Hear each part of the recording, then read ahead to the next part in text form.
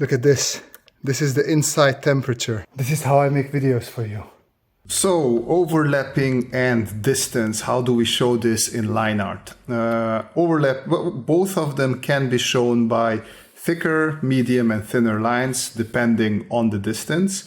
Whatever is closer to you is going to be thicker. As you go away, you get thinner lines, and all the way far away from you, you get like really thin lines. This also works with overlap, but I'm going to give an example in a minute about that.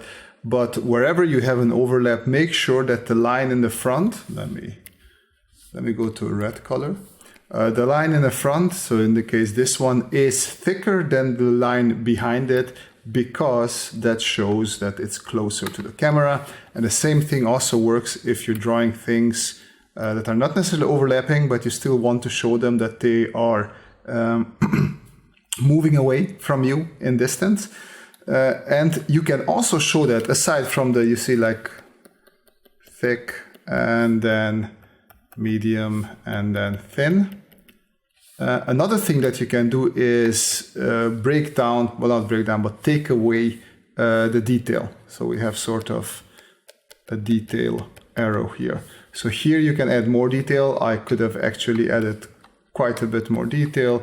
You can, dark, you can make sure to add some extra windows, and also within a window, not just add a window, but maybe you can add even some curtains that are visible. You can add a little maybe electric box that is also attached to the house, and maybe you can add another maybe bathroom window or something like that here that is also split.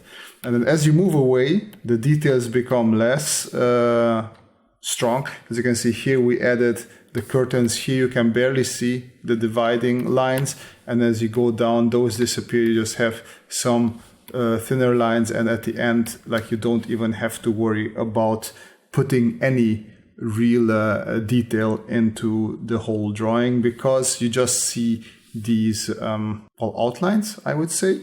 Okay, so here we are in Photoshop, and let us draw out this little mech here, which I already did. So I'm just gonna turn on the layers, and I'm gonna do it by the way that they're closest to the camera. So this arm is closest to the camera, so this is going to have the thickest lines, but as you can see, there are some thin lines here as well. And as always, let's not forget, detail, let me write that down, so is thin.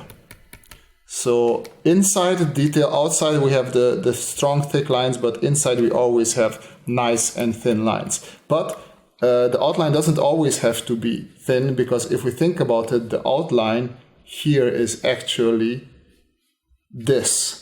So while this is good if it's somewhat uniform in thickness, on the inside line like these you can play a little bit around, because you already have these relatively thin detail lines, so this will not need to be as thick.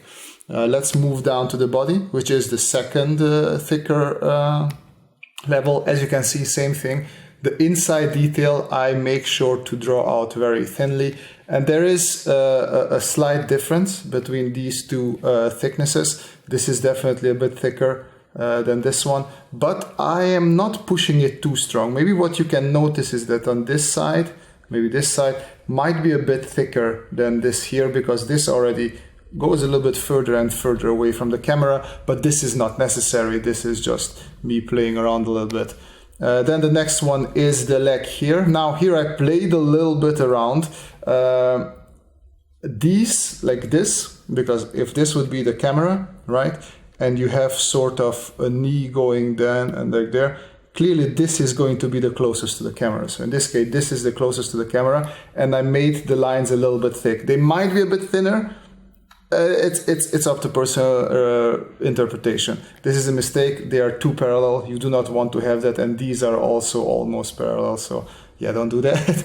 But anyways, you can see this is thick, and then as I go away from the camera, both to the back and also going a little bit down, I make these lines a little bit thinner. And here I paid attention that the outline is thick, and again, everything in there, even though if we have a little bit of overlap here, it doesn't matter, that is a little bit thinner. Okay, as we go down the layers, this is the body. As you can see here clearly, The thickness is already starting to go away, but it is still relatively close to this. But because this is already further away from this and the lines are thinner, this is clearly going to be thinner than this.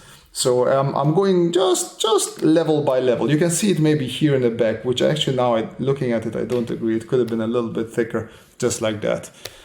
Moving on, so this is the back leg. As you can see, sort of the same thickness as our crotch area. Maybe at points it's becoming a little bit thicker. You have to imagine that, again, we have this situation, even though if we look at it from above, so if this is the camera from above, and where's my robot? This is my robot. The legs will be standing a little bit out like that, right? So it is also like semi-away, so this could have been a little bit thicker down there. Something like that. All right, and with that, I think we've come to the last layer, which is furthest away. As you can see, this is the same arm as this, but in thickness, there is quite a big difference. What you can do, you can come in, make it now, obviously always come back to your drawings, take a small break and come back so you see it with fresh eyes. I could come back and make the lines just a little bit thicker, or at least make them pop a little bit more, but I feel like it's working relatively good. And then if we take away this background, you can sort of see, let's see, did we do a lot of changes? Let me take away the text, like that. And you can see I touched it up here and there where I thought it was a little bit too thin, and it works better like that. But you can see the overlaps. You can see that the thick is in the front.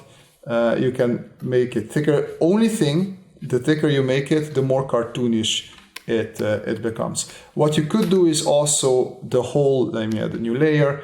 Let's just draw the whole thing out in a thick outline, which is fine. You're just going to make your drawing quite a bit more cartoony.